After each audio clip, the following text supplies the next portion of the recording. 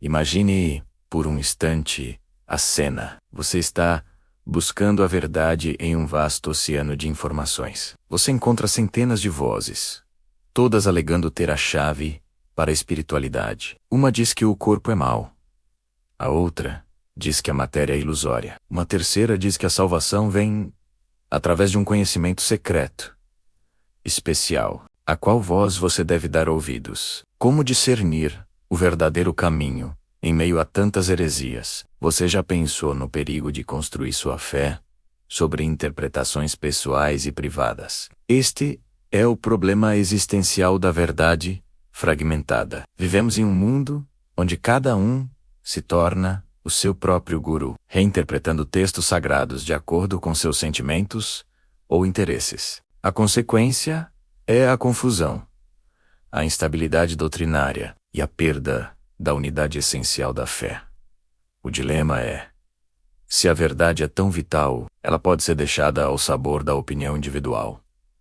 Talvez você já tenha sentido isso, sem perceber. Aquela insegurança ao tentar explicar sua fé e perceber que cada pessoa tem uma versão completamente diferente do mesmo texto. É neste cenário de caos doutrinário, nos primeiros séculos do cristianismo, que surge a voz firme de Irineu de Lyon, um pensador que lutou vigorosamente contra as heresias da época, especialmente o gnosticismo. Irineu observou que esses grupos heréticos deturpavam as escrituras, alegando possuir revelações secretas transmitidas por apóstolos específicos. Isso criava uma babel de doutrinas, destruindo a coesão da fé.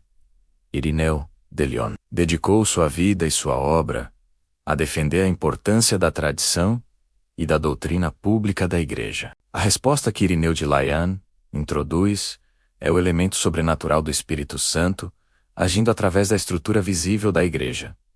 Ele não nega a importância da Bíblia, muito pelo contrário, mas argumenta que a Bíblia só pode ser interpretada corretamente dentro da comunidade que a recebeu e a preservou. Essa comunidade é a Igreja, cuja tradição apostólica foi transmitida publicamente e de forma ininterrupta. A referência teológica que valida esse argumento é a doutrina da sucessão apostólica e a regra da fé, em sua principal obra, Contra as Heresias. Irineu explica que para se proteger contra a deturpação gnóstica, o cristão deve olhar para as igrejas fundadas diretamente pelos apóstolos, como a Igreja de Roma, e ver quem as governa. A sucessão ininterrupta dos bispos, desde os apóstolos, garante a pureza da doutrina. O Espírito Santo, que inspirou as Escrituras, também guia a Igreja para preservar sua interpretação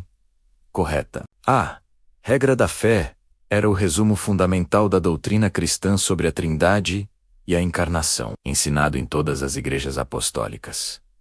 Você já pensou, por exemplo, em como as pessoas hoje usam um versículo isolado para justificar qualquer comportamento ou crença? Imagina se você estivesse nessa situação, onde alguém lhe apresenta uma doutrina estranha, alegando ter encontrado um significado secreto na Bíblia. A resposta de Irineu seria: o que a Igreja em seu todo, desde os apóstolos, ensina sobre este ponto. O consenso público e histórico da doutrina é o teste contra a invenção particular. O convite emocional e racional é crucial neste ponto. Se você busca a verdade com seriedade, você deve buscar a sua fonte pura. Escreva nos comentários o que você pensa sobre a ideia de que a verdade espiritual é necessariamente comunitária. Você confia mais em uma revelação privada ou em uma doutrina transmitida e verificada ao longo dos séculos? A explicação de como um texto bíblico atua espiritualmente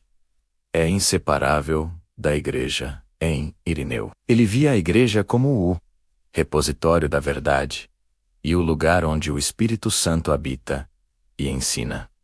O Espírito é o elo entre Cristo, os apóstolos, a Escritura e a Igreja. A Bíblia, isolada da tradição da Igreja, é como um quebra-cabeça cujas peças podem ser rearranjadas de forma absurda pelos hereges. como os gnósticos faziam, mas é o Espírito na Igreja que fornece o modelo ou a chave correta para montar o quebra-cabeça e ver o rosto de Cristo. Assim, a doutrina atua espiritualmente ao fornecer o contexto correto, para que o texto ilumine a alma, o reforço da fé. Nesse sentido, atua como a ativadora da transformação e da unidade. A fé não é apenas uma crença no que Cristo fez, mas é uma fé que aceita a doutrina da Igreja como a verdade de Cristo. Essa fé une os crentes em uma única família, sob uma única regra da fé. A unidade doutrinária é, para Irineu, a manifestação visível da obra do Espírito Santo. A fé que salva é aquela que está em comunhão com a fé de toda a Igreja. Temos inúmeros testemunhos e exemplos dessa busca por unidade. Pense em como o surgimento de inúmeras denominações e seitas modernas causa confusão e divisão. O clamor por unidade e por uma base doutrinária sólida, que vemos em muitos movimentos contemporâneos, é um retorno inconsciente ao princípio de Irineu de Lyon. A verdade não pode ser privada, ela deve ser pública, universal e verificável. A vida de Irineu é um exemplo, pois ele era um pacificador, tentando restaurar a comunhão entre as igrejas que divergiam em questões menores, mas sempre inabalável na defesa da regra da fé essencial. A importância da doutrina da Igreja é que ela é o canal da verdade de Cristo para o mundo. Onde há doutrina fiel, há unidade. Onde há unidade, há o Espírito Santo. E onde há o Espírito Santo, há vida. A Igreja é o farol, a coluna e o sustentáculo da verdade.